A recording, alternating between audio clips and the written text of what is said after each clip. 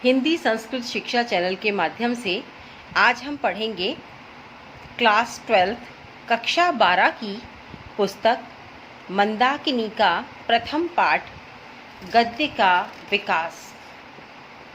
मंदाकिनी कक्षा 12 हिंदी साहित्य के लिए स्वीकृत पाठ्य पुस्तक। हम इस पाठ का दूसरा भाग आज पढ़ेंगे।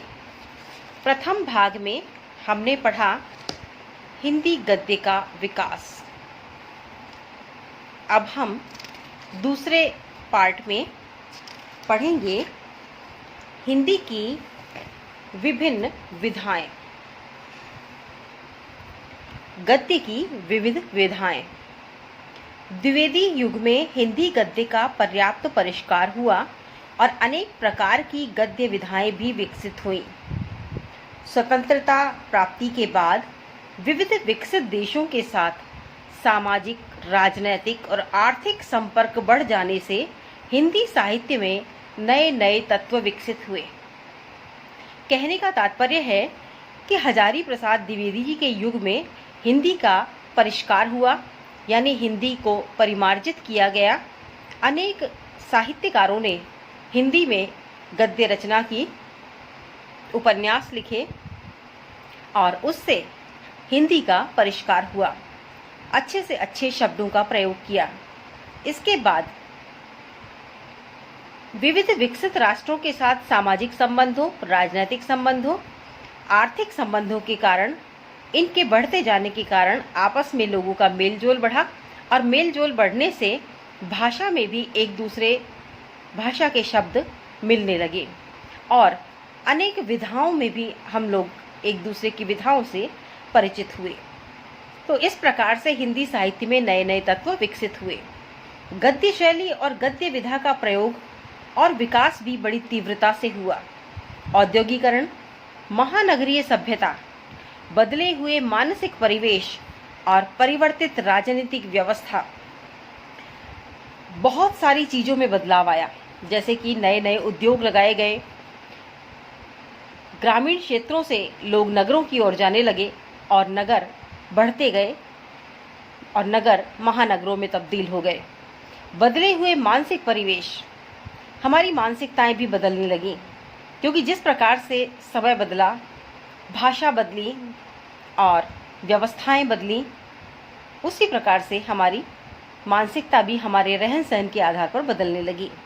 और परिवर्तित राजनीतिक व्यवस्था के कारण इस काल के साहित्य की विविध गद्य विधाओं का अलग अलग परिचय ही अधिक स्पष्ट और सुगम है। तो जो साहित्य की विविध विधाएं हैं उनमें भी परिवर्तन हुआ। किस प्रकार से परिवर्तन हुआ, ये अलग अलग विधाओं के माध्यम से बताया गया है कि साहित्य की कौन कौन सी विधाएं थीं और उनमें क्या परिवर्तन हुए थे। सबसे पहले हम कहानी विधा की बात करेंगे। कहानी कहना सुनना हम सभी को बहुत अच्छा लगता है और बरसों से कहानी चलती आ रही है। और अगर हम कहानी के इतिहास की बात करें तो कहानी तब से चलती आ रही है जब से मानव सभ्यता का विकास होना शुरू हुआ। मानव ने एक दूसरे को अपने वृत्तांत, अपनी बातें बताना शुरू किया, तभी से एक कथानक एक दूसरे को सुनाने का प्रचलन प्रारंभ हो गया। उसी को हमने कहानी कहा। कहानी इस युग की सबसे सशक्त गद्य विधा है जिसका विकास बहुत तीव्रता से हुआ है। इसकी परंपरा अत्यंत प्राचीन है।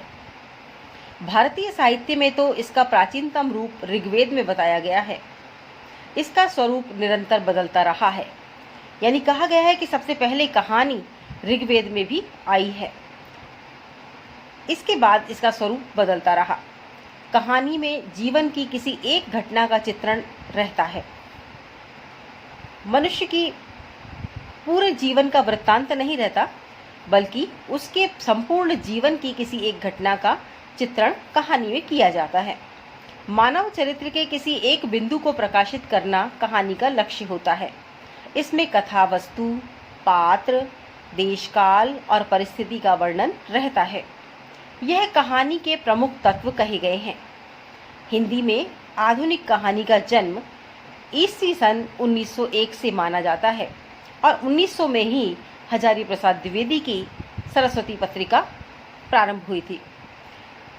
उद्भव काल 1901 से 1915 तक माना जाता है। कहानी का विकास काल 1916 से 1935 ईस्वी और उत्कर्ष काल 1936 से 1950 ईस्वी माना जाता है।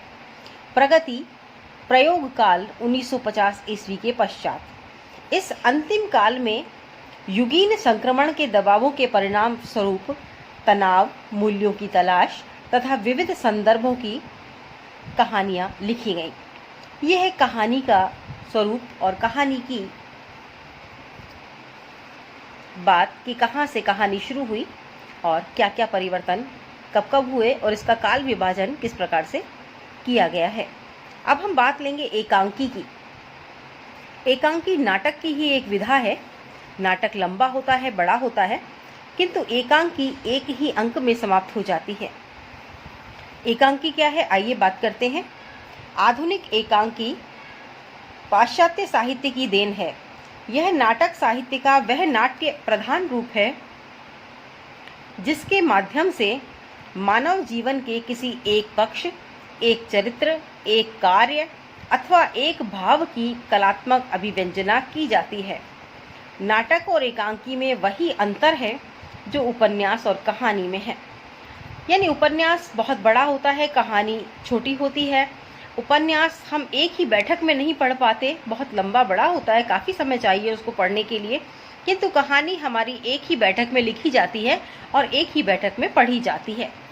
तो नाटक और एकांकी में वही अंतर है जो उपन्यास और कहानी में, यानी कि रूप का अंतर है, स्वरूप का अंतर है। नाटक बड़ा होता है, एकांकी छोटी होती है।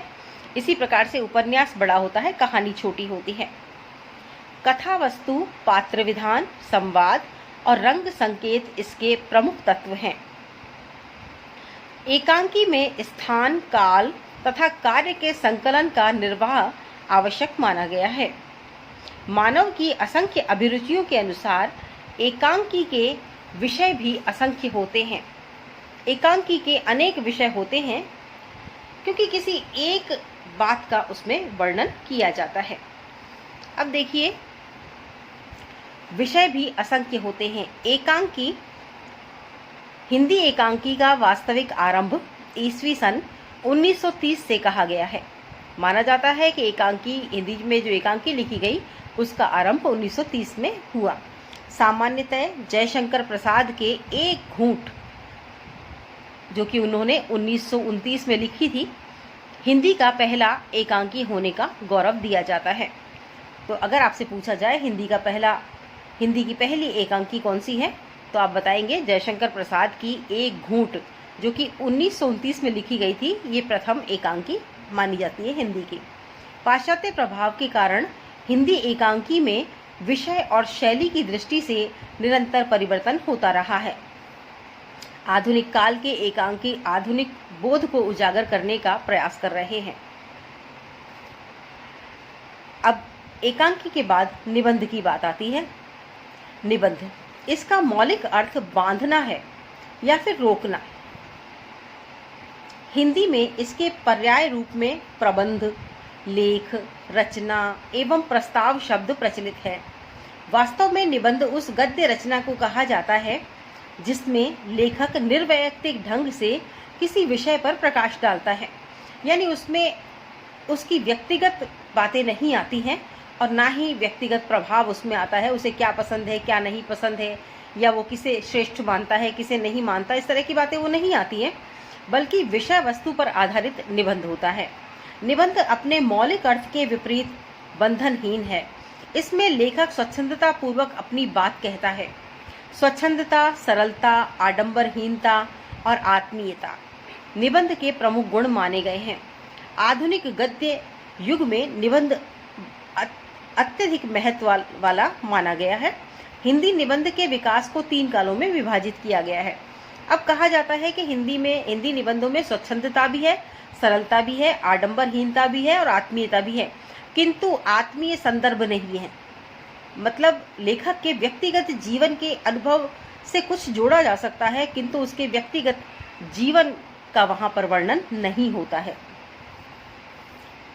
अब निबंध के जो 3 काल हैं उनको कैसे विभाजित किया गया है देखते हैं।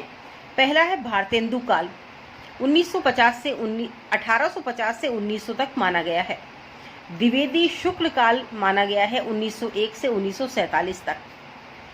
तीसरा है अधुनातन काल 1948 के पश्चात का काल।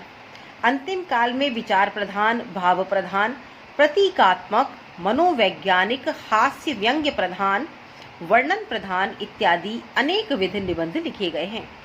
आज हिंदी में निबंध विधा अपने उच्च शिखर पर है। जो आर्टिकल्स, जो लेख लिखे जाते हैं वो निबंध के रूप में ही लिखे जाते हैं।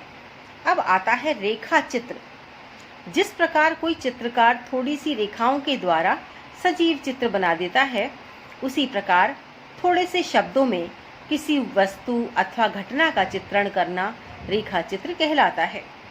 रेखा चित्रकार का मुख्य उद्देश्य अपनी शब्द रेखाओं के द्वारा पाठक में संवेदना जागृत करना होता है। इसमें अनुभूत जीवन का सत्य व्यक्त होता है।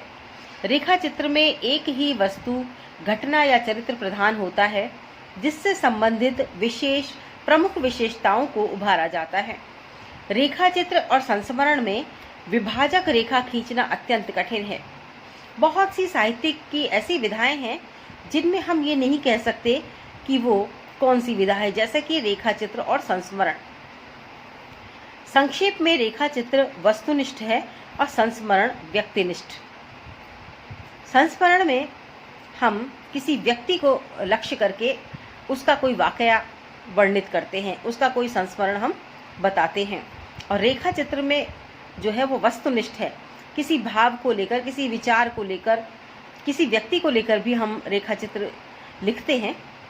यथार्थ अनुभूति है, संवेदनशील दृष्टि है, तटस्थता है, सूक्ष्म निरीक्षण रेखा चित्रकार के आवश्यक गुण हैं। रेखा चित्र जो लिख रहा है उसके आवश्यक गुण क्या है?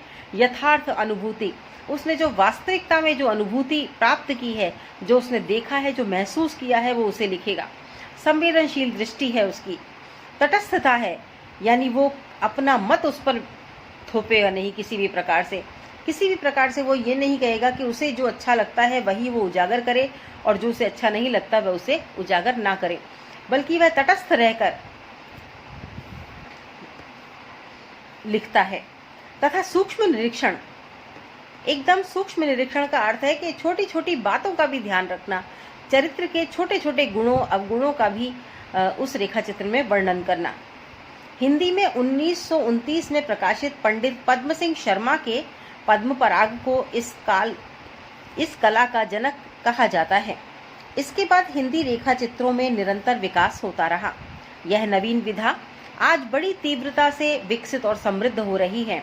इसका भविष्य और भी अधिक उज्जवल है। अब हम पढ़ेंगे संस्मरण के बारे में। इसमें किसी विशेष व्यक्ति अथवा स्थान की विशेषताओं को इस ढंग से प्रस्तुत किया जाता है कि वह अपने आप में एक छोटी सी इकाई बन जाता है। इसमें कहानी, व्यंग्य विनोद, वर्णन विवरण, रेखा चित्र आदि का सम्मिश्रण रहता है। यह व्यक्ति अथवा स्थान के गहरे संपर्क के आधार पर ही लिखा जा सकता है। संस्मरण के मूल में अतीत की स्मृतियां होती हैं, जो व्यक्तिगत गहन संपर्क का परिणाम होती हैं। यानी संस्मरण उसी वक्त नहीं लिखा जाता, बल्कि जब हम किसी व्यक्ति को, किसी घटना को, किसी वस्तु स्थिति को याद करते हैं और वैसा की वैसा याद करते हैं जैसा कि हमने उसे मूल रूप में देखा है, और छोटी से छोटी सी बात को भी हम ध्यान रख के उसमें उजागर करते हैं और उसके बारे में लिखते हैं, तो हम उसे संस्मरण कहते हैं। स्मरण करके लिखना संस्मरण कहलाता है। संस्मरण लेखक केवल महत्वपूर्ण बातों को ही ग्रहण नहीं करता, वरन छोटी से छोटी घटना को भी लेकर सूक्ष्मता के साथ अंकित कर देता है। लेखक को तटस्थ किंतु सहानुभूतिपूर्ण वृत्ति रखनी चाहिए। सूक्ष्म विश्लेषण, सजीव चित्रण शक्ति, सहानुभूतिपूर्ण हृदय तथा सहज स्वाभाविकता संस्मरण के आवश्यक गुण हैं। हिंदी में संस्मरण विधा का उद्भव और विकास रेखा चित्र के साथ ही हुआ है। हिंदी में प्रसिद्ध साहित्यकारों और महापुरुषों से संबंधित संस्मरण ही अधिक लिखे गए हैं, किंतु समाज के अनिवार्य अंग निम्न वर्ग के व्यक्तियों के संस्मरणों का भी विशेष महत्व है। किसी का संस्मरण साहित्य को अपने विविध रंगों और साज सज्जाओं में समृद्ध होता जा रहा है। हिंदी का संस्मरण साहित्य अपने विविध रंगों और साज सज्जाओं में समृद्ध होता जा रहा है। अब आती है आत्मकथा। स्वयं के द्वारा कही गई स्वयं की कहानी आत्मकथा कहलाती है। आत्मकथा जीवनी का ही एक प्रकार है जिसमें लेखक स्वयं अपने बीते हुए जीवन का सिंहावलोकन करता है और एक व्यापक पृष्ठभूमि में अपने जीवन का महत्व दिखलाता है। आत्मकथा का उद्देश्य आत्मांकन द्वारा आत्म परिष्कार एवं आत्मोन्नति करना होता है। लेखक के अनुभवों का लाभ अन्य लोग भी उठा सकते हैं। इसमें लेखक अपने जीवन पर जो प्रकाश डालता है उससे युग विशेष की मानसिक संरचना का भी उसके जीवन के माध्यम से बोध हो जाता है। आत्मकथा लेखक के अनेक खतरे हैं। लेखक को आत्मश्लाघा एवं आत्मसंकोच दोनों से बचना चाहिए। दोनों के उद्घाटन में जहां आत्मसंकोच की प्रवृत्ति बाधक होती है, वहीं आत्मश्लाघा की प्रवृत्ति उसे अरुचिकर भी बना देती है। तटस्थ रहकर आत्मकथा लेखक को अपने गुण दोषों को प्रकट करना चाहिए। इसमें कहने का मतलब यही है कि अपना ज्यादा बखान भी अनावश्यक नहीं करना चाहिए, अपने गुणों को भी नहीं छुपाना चाहिए, अपने दोषों को भी नहीं छुपाना चाहिए और अपने गुणों का अनावश्यक बखान भी नहीं करना चाहिए। यही है तटस्थ रहकर आत्मकथा लिखना। हिंदी में प्राचीन काल से आत्मकथा लेखन की प्रवृत्ति प्रचलित है। आधुनिक काल में भारतेंदु हरिश्चंद्र 1850 से 1885 ईस्वी ने आत्मकथा लिखी थी।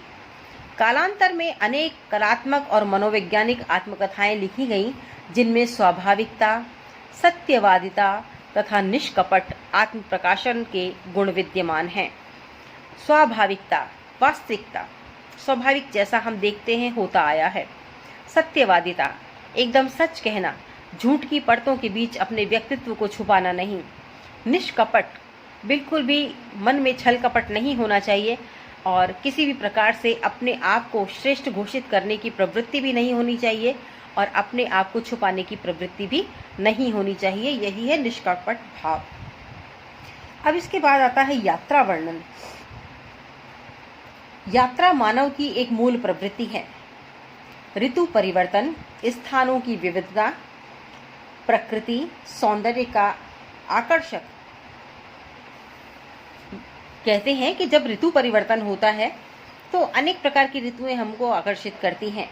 स्थानों की विविधता, एक स्थान से दूसरा स्थान भिन्न होता है, कई दर्शनीय स्थल होते हैं। प्राकृतिक सौंदर्य, प्रकृति की सुंदरता भी अलग अलग क्षेत्रों में अलग अलग प्रकार की होती है और बहुत ही मनमोहक होती है, आकर्षक होती है, तो मानव के मन में उल्लास पैदा करती है और इसी उल्लास की भावना से प्रेरित होकर वह यात्रा के लिए निकल पड़ता है। जब कोई साहित्यिक मनोवृत्ति वाला व्यक्ति अपनी मुक्त अभिव्यक्ति को शब्दबद्ध करता है, उसे यात्रा साहित्य अथवा यात्रा वर्णन कहते हैं। जब कोई साहित्यिक व्यक्ति होता है जिसने साहित्य लिखा हुआ हो और साहित्य में अनेक प्रकार के जो शब्दों का उपयोग, छंदों का उपयोग, लोकोक्तियों का उपयोग, मुहावरों का उपयोग और भाषा शैली का उपयोग और जो भी साहित्य की वृत्तियां हैं उनके अनुसार शब्द चयन इत्यादि जिस व्यक्ति का होता है, वह साहित्यिक व्यक्ति अपनी मुक्त अभिव्यक्ति करता है किसी भी अपनी यात्रा के बारे में, जहाँ वो गया हो, किसी भी अपनी यात्रा के बारे में, तो उसे हम यात्रा साहित्य या यात्रा वर्णन कहते हैं। हमारे देश में यात्री तो अनेक हुए, किंतु यात्रा वर्णनों को शब्दबद्ध करने की ओर ध्यान आधुनिक काल में ही गया है। इसीलिए यात्रा वर्णन आधुनिक गद्य विधा है। अन्य गद्य विधाओं की भांति यह विधा भी पाश्चात्य संपर्क का ही परिणाम है। इसमें लेखक उन्हीं क्षणों का वर्णन करता है जिनको वह अनुभूत सत्य के रूप में ग्रहण करता है। वह अपने वर्णन में संवेदनशील होकर भी निरपेक्ष रहता है। अधिकतर यात्रा वर्णन संस्मरणात्मक साहित्य ही होता है, यानी यात्रा व्यक्ति करके आ जाता है, उसके बाद जब वो बैठकर सोचता है अपनी उस यात्रा के बारे में, तब फिर वह दोबारा अनेक तथ्यों को जुटाकर उस यात्रा का संपूर्ण विवरण लिखता है। हिंदी में भारतेंदु युग से इसका प्रारंभ हुआ। युग और भावबोध के परिवर्तन के साथ यात्रा दृष्टि में भी अंतर आ जाता है। अब इसके बाद आता है रिपोर्ताज। रिपोर्ताज शब्द मूलतः फ्रेंच भाषा का है। दूसरे महायुद्ध के दौरान इसका सर्वप्रथम प्रयोग हुआ। किसी घटना को उसके वास्तविक रूप में प्रस्तुत कर देना रिपोर्ट कहलाता है, जिस प्रकार से पत्रकार रिपोर्टिंग करते हैं, लेकिन उसी को साहित्यिक सरलता तथा कलात्मकता के साथ प्रस्तुत कर देना रिपोर्ताज है। रिपोर्ताज किसे कहते हैं कि एक वास्तविक घटना कहीं पर घटित हुई है, उसे हम लिख तो रहे हैं लेकिन एक कलात्मक रूप में लिख रहे हैं और उसमें एक साहित्यिक पुट हम देते हुए उस घटना को हम लिख रहे हैं, उसका वर्णन कर रहे हैं, तो उसको हम रिपोर्ताज कहेंगे। यह रोचक पत्रकारिता का अंग है। समाचार पत्रों के लिए लिखी गई रिपोर्ट की तरह यह भी तथ्यपरक, तात्कालिक और वस्तुनिष्ठ साहित्य विधा है। तथ्यपरक है, इसमें कोई भी झूठ नहीं होता और किसी गलतियों की संभावना नहीं होती। स्थान, कथा के संदर्भ में, किसी घटना के संदर्भ में, व्यक्तियों के नाम इत्यादि के संदर्भ में कहीं भी कोई गलतियां की संभावना नहीं होती है। तात्कालिक होती है और वस्तुनिष्ठ होती है। यही ये एक रिपोर्ताज जो है साहित्य की इस प्रकार की विधा है। यह आशु कविता की भांति तुरंत बिना किसी पूर्व तैयारी के लिखा जाता है। जिस प्रकार से एक आशु कवि होता है वो कुछ भी देखकर काव्य की पंक्तियां बना देता है, तुरंत ही 2 पंक्तियां 4 पंक्तियां आपको सुना देता है, तो उसी प्रकार से रिपोर्ताज है। जब कभी कोई घटना होती है तो तुरंत ही हम घटना को लिपिबद्ध कर लेते हैं और लिख लेते हैं, उसको रिपोर्ट उसकी तैयार कर लेते हैं। लेकिन जब हम साहित्यिक भाषा में कुछ रचनात्मक कलात्मक तरीके से करते हैं तो हम उसे रिपोर्ताज कहते हैं। इसमें कल्पना के लिए अधिक अवकाश नहीं रहता।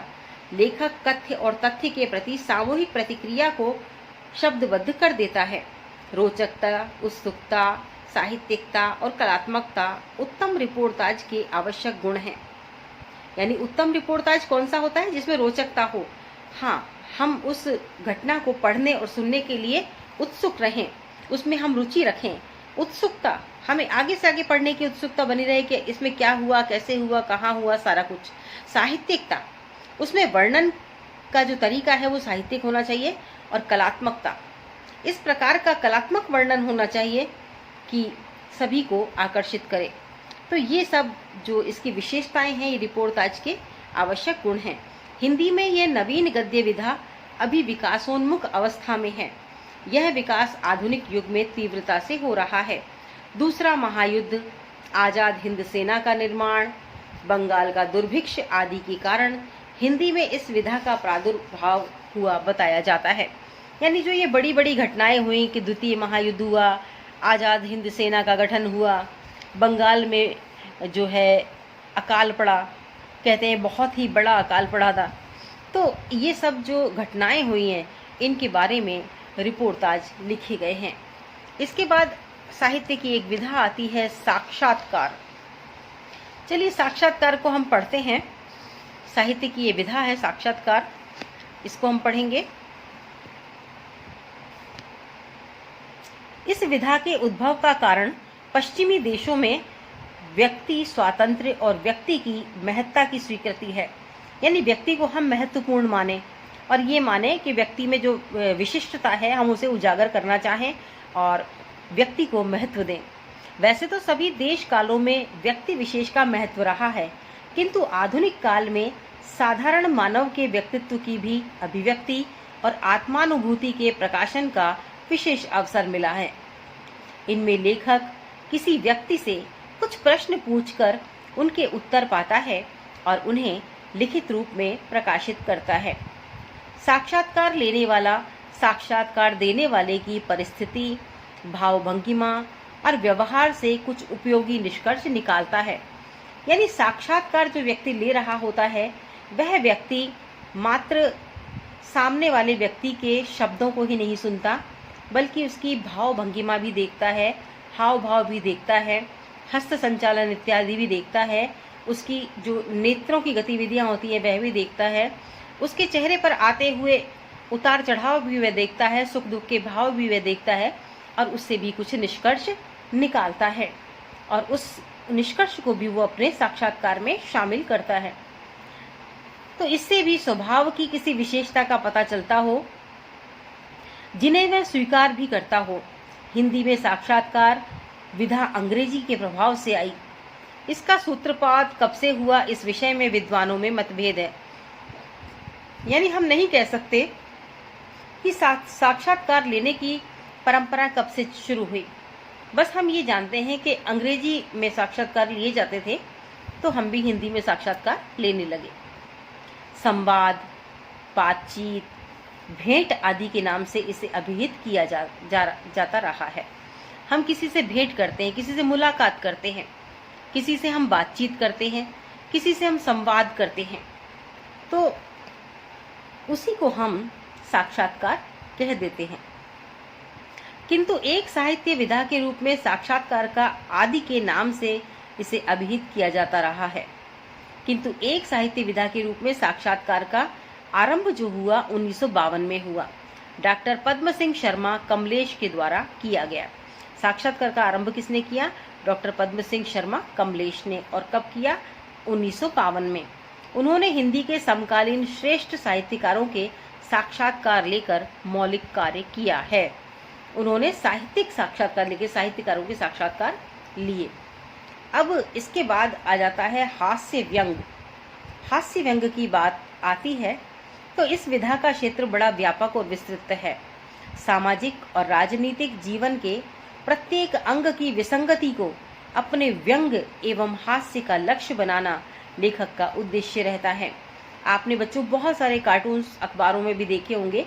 राजनेताओं के भी कार्टून्स होते हैं और हंसी मजाक के भी कार्टून्स होते हैं, तो वही हास्य व्यंग कहलाता है, जिसमें चुटीले शब्दों के माध्यम से बहुत ही तीखी बात भी कभी कभी कह दी जाती है, एक व्यंग कसा जाता है।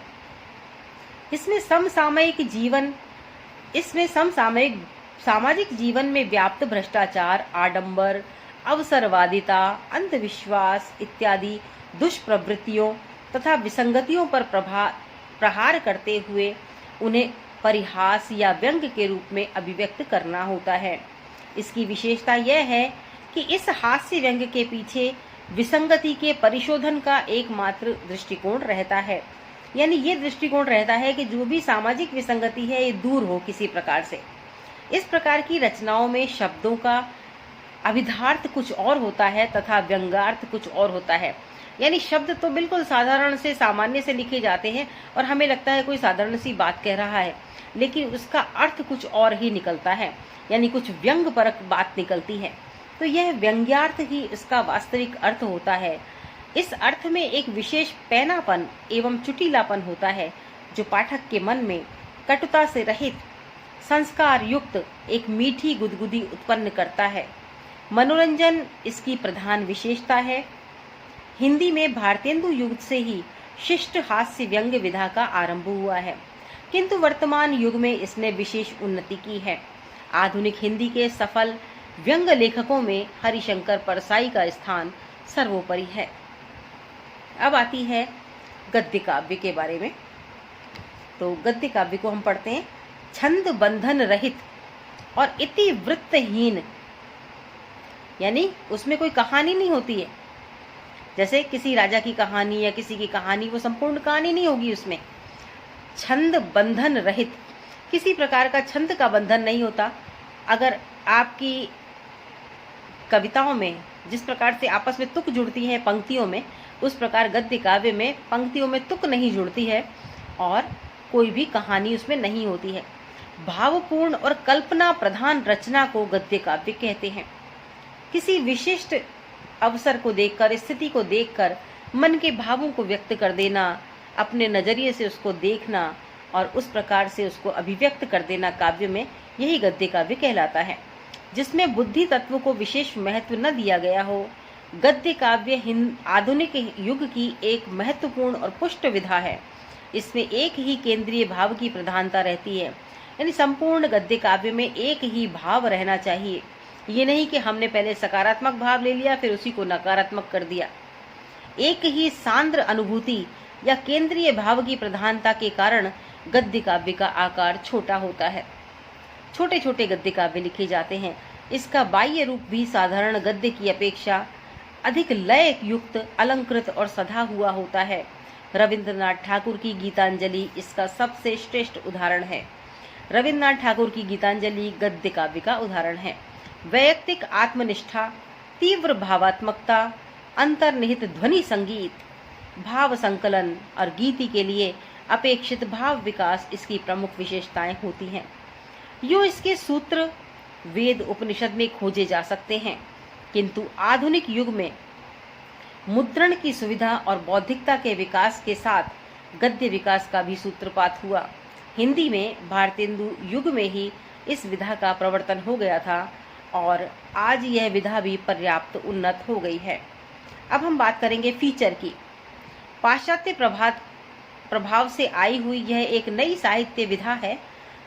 यथा तथ्य सूचनाओं पर आधारित रचना को फीचर कहा जाता है।